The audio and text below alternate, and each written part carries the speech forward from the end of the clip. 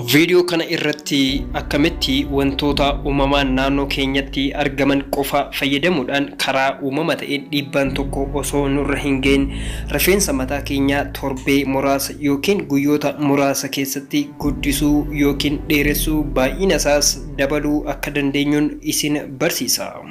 Wantoonni kunneen uumamaan kan argaman waan ta'aniif side effect yookiin dhiibbaa tokkoyyuu fayyaa keessanirra hin geessisani. Barattoota yookiin hordoftoota viidiyoo kana hundi keessan yeroo jalqabaatiif gara chaanaala keenyaa yoo dhufaa jiraattan ta'e subscribe gochuudhaan jalqabaa.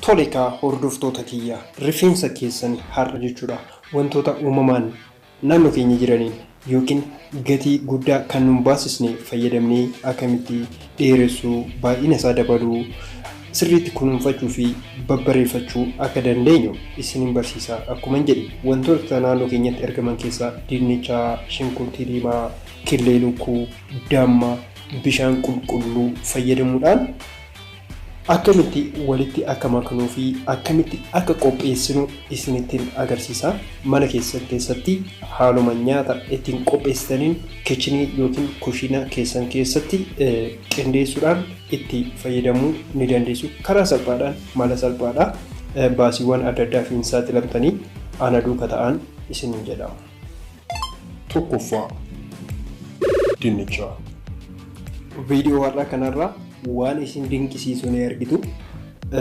Warroonni dhiiraa yoo viidiyoo kana ilaalaa jiraatan ta'e jechuudha. Haadha warraa keessaniif warri yookiin girlfriendii qabdan yookiin haadha warraa keessanii jechuudha. Akkana godhiitii rifeensa mataa keetii guddifadhu akka hin jenne obboleettii keessanitti agarsiisaati.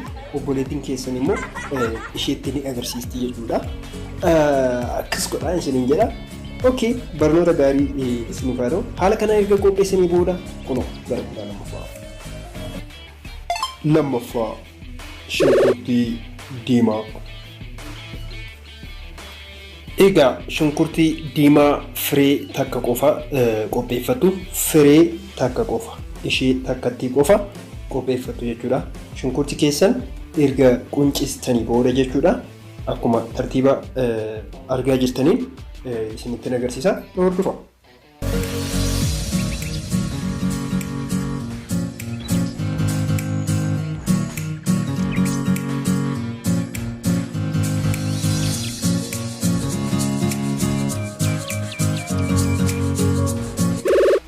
Itti aansuudhaan maashina juusii yookiin kan isiniif daakuu danda'u ni qopheeffattu.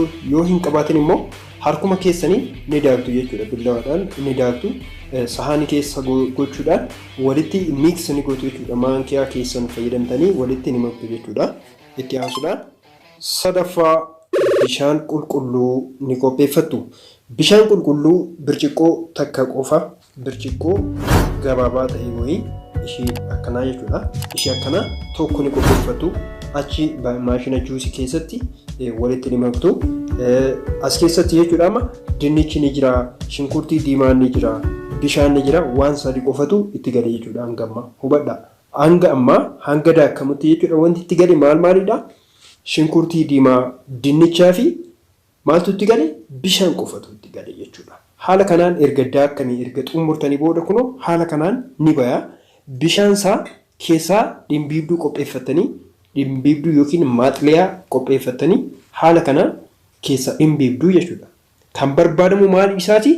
Bishaan as keessaa bahu kana bishaan amma jalatti bahaa jiru kan dhimbiibame kana isa kanatu rifeensa keessaniif barbaachisa jechuudha. Wantoonni hafan ni jiru. Wantoota hafan akkasuma isinitti agarsiisa. Hordofaa. Afraffaa irratti killee ni qopheeffattu. Killee ishee takka qofa qopheeffattu jechuudha. Killee takka qofa erga qopheeffatanii sahaanii itti dhimbiibdan san killee takkatti kana jechuudha ni cabsitu. Killee kana erga cabsitanii booda jechuudha cabsineeti bishaan dhimbiibame kanatti guutumaan guututti bishaan dhimbiibnee asitti keenya kanatti itti ni maknaa jechuudha. Haala kanaan erga itti makee booda haala kanaa itti maktu mix gootu. Mix gootu jechuudha. Isa kana mix gootu. Walitti maktu, walitti maktanii sirriitti walitti makuu qabdu.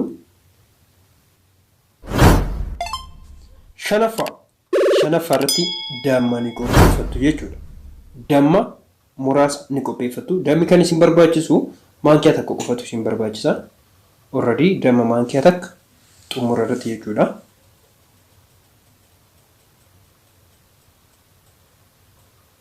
Haalumaan isinitti agarsiisaa jiru kana damma ni qopheeffattu jechuudha. Dammi rifeensatti harrii akka baasu ni haasa'ama garuu soba jechuudha. Laal rifeensa keessanitti dammi harrii hin baasu. San booda haala kanaan ni dibattu. Rifeensa mataa keessanii ni dibdu jechuudha. Kana mataa keessan ni dibdan. Erga dibdanii booddee turtii sa'aatii tokkoof jedha. Sa'aa tokkoof ni turtu. Sa'aa tokko dibattanii sa'aa tokkoof rifeensa keessan ni teessistu jechuudha. Feestaaliidhaan hiitanii sa'aa tokkoof ni teessistu. Sa'aa tokko booda shaampoodhaan ofirraa ni dhiqattu.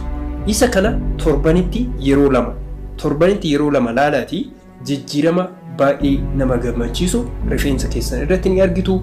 Waan isin barsiise kana hojiirra yoo oolchitan abshir bu'aa gaarii irraa ni argattu. Viidiyoo keenya like godhaa nu fayyada. Like yoo gootan nu fayyada jechuudha. Hiriyoota keessaniif share godhaa, waliin itti fayyadamaa. Thank you very much. Yaada yoo qabaatan comment jalatti naaf barreessaa. Ani kan isin wajjin ture Shimeedha. Yeroo hundumaa viidiyoo kana caalu hojjedhee akkan isiniif dhufu ni beekama jechuudha.